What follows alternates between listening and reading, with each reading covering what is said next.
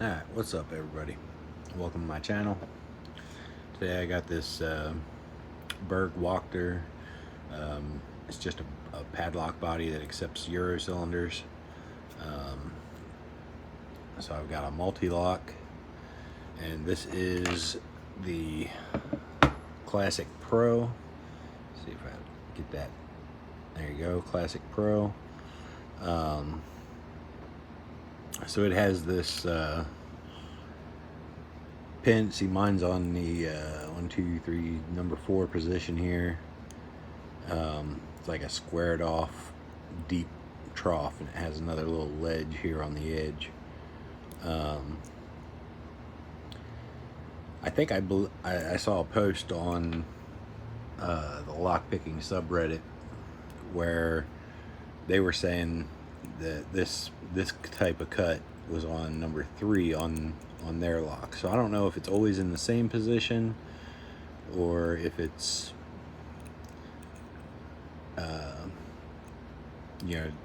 different based on your key combination, and it's just a key control type thing.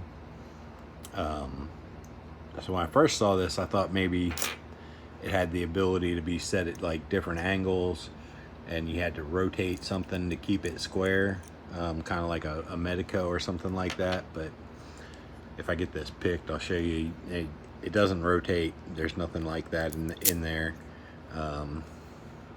This could be picked either direction. If you pick it counterclockwise, you can just take that screw out and the core will come out. Clockwise will let the shackle open.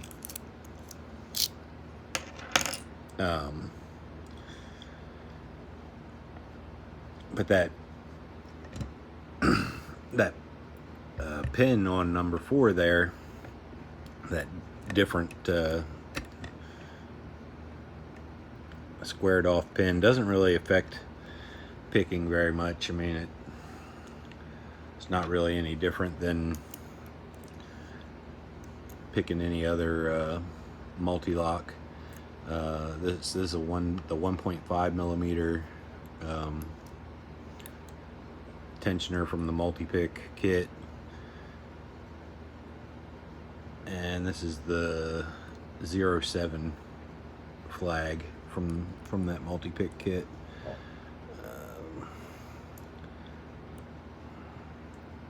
Got 2 was binding there. Got a click there. There was 5. Got a little false set.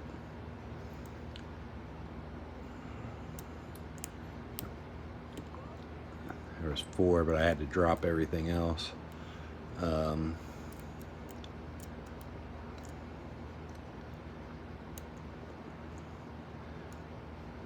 think that was 5. I just got 5 set again, and it felt like 2 set again, but I didn't get my false set back.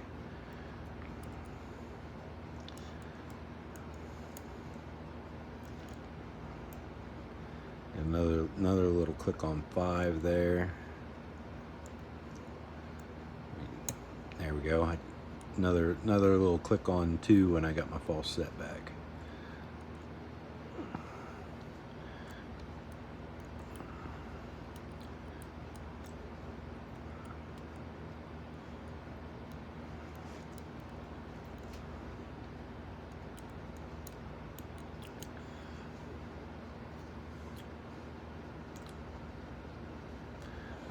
I didn't really like that camera angle. There we go. Get that a little bit more centered. So anyway,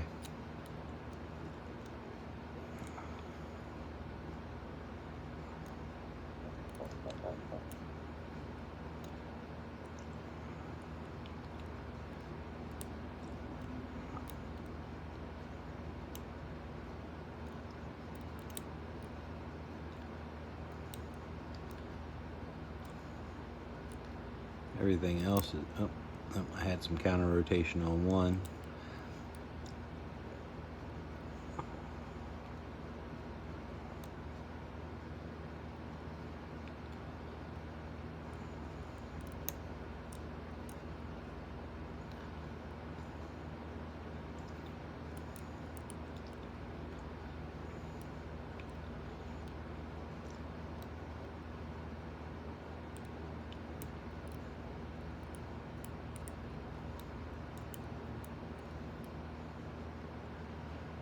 Some counter rotation on 3.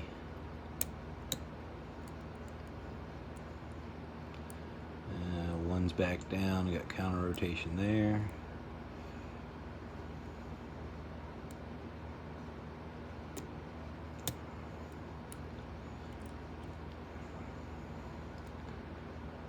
Got a pretty good false set going here.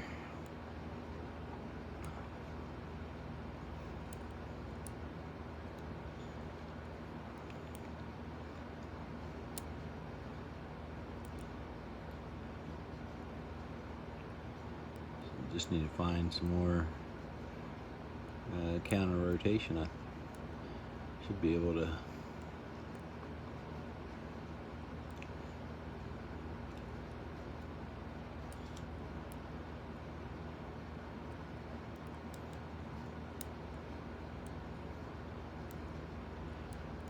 I think I heard something fall.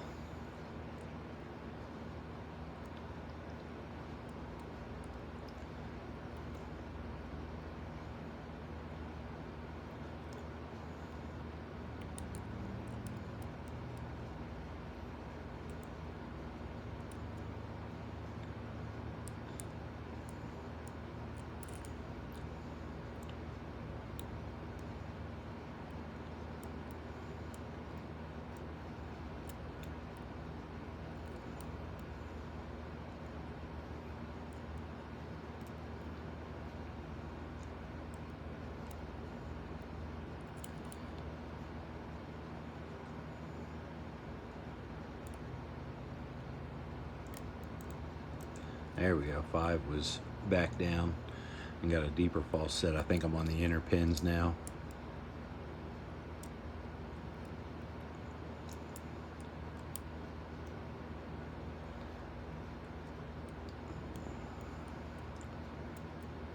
Check that. Try to get centered under that inner pin on 5 there. Heard a little click. I heard another little click on 3 there. And click on 1 and we're open. So that was the inner pins. We had 3 of them there holding us up.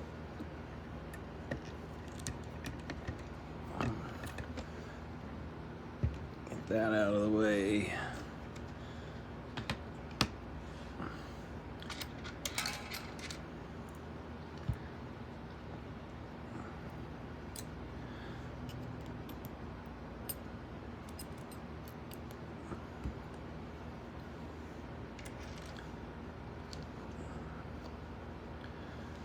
Camera adjusted down a little bit.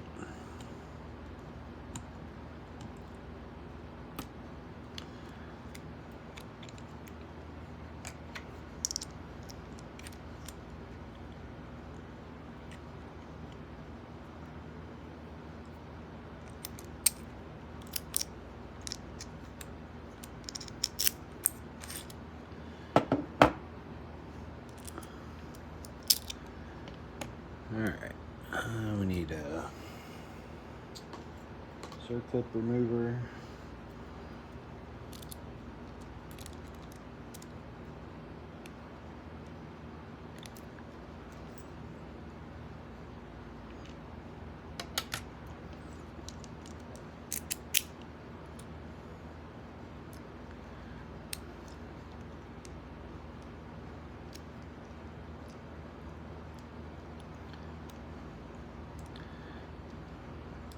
Try to carefully pull that out enough to get the actuator out of there without dropping pins or anything. And then I need a follower.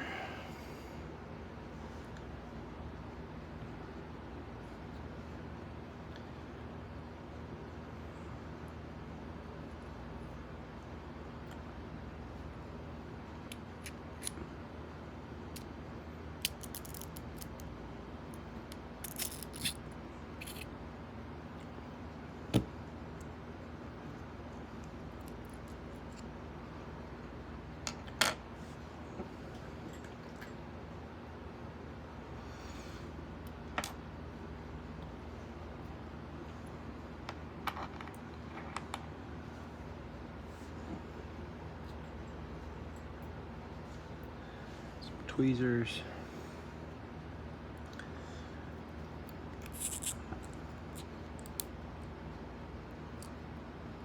Alright, there we got a spool on number 1.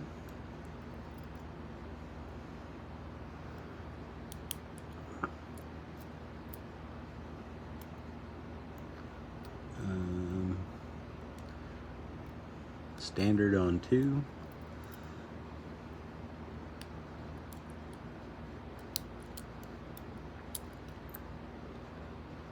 Spool on 3.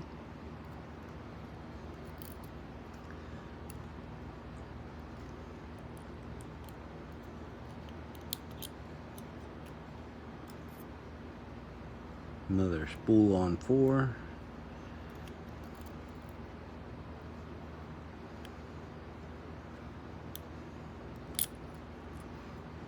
And number 5. Number 5 has a single serration there in the middle.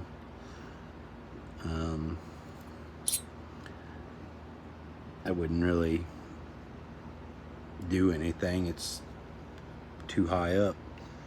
You know, nothing else about the core. All looks, you know, pretty standard. There's a little hole drilled in there. It's probably a spot for drill protection or something.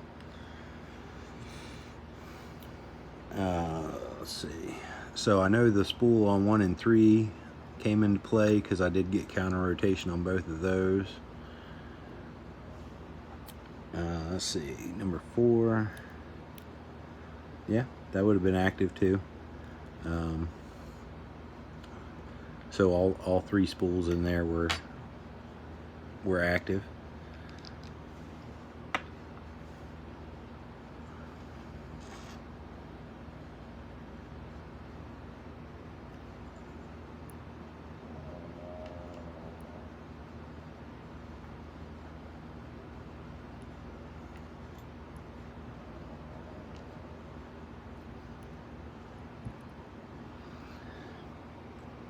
So there's the core. Got a couple of pieces of drill protection here, or at least holes for drill protection. Don't know why that wasn't focusing there. That hole looks empty to me, but I do see a pin down in that one. And then you'll notice it has these notches cut out on every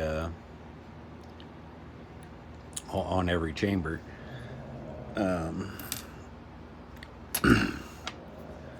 So let me get these kind of set there.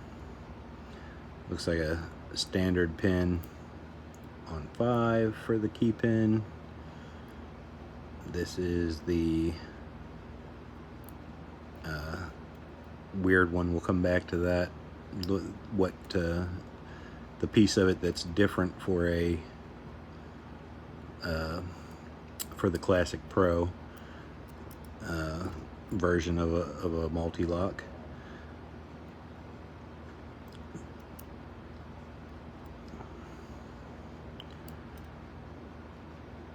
Come on now. Alright, that pin just does not want to cooperate.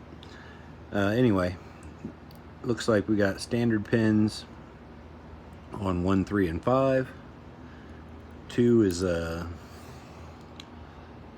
like a torpedo spool. It's got a nice sharp edge there at the top. Make it easy to get caught in a overset position. And then here's the outer pin for number 4. It's got that squared off shape for the outer pin, and that will ride on that extra ledge I showed you on the key. And then if you can see that little notch, grab it with the tweezers again, maybe it'll focus better. Yeah, so there's a little notch on the side of the key pin that sits in that cutout in the core, so that's keeps it from rotating. So it can't be rotated to the wrong position, and that's I'm sure that has something to do with the reliability of the lock, so that the key pin can't get lodged in the wrong position. And there's the inner pin.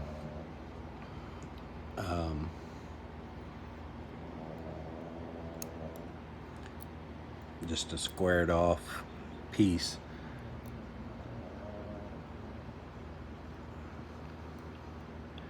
And I think if you got it exactly right, come on now.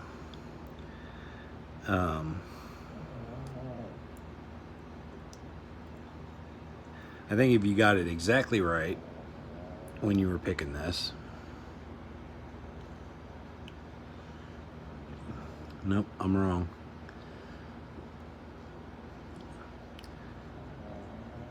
That extra, so it has another ledge there that prevents it from being lifted too high.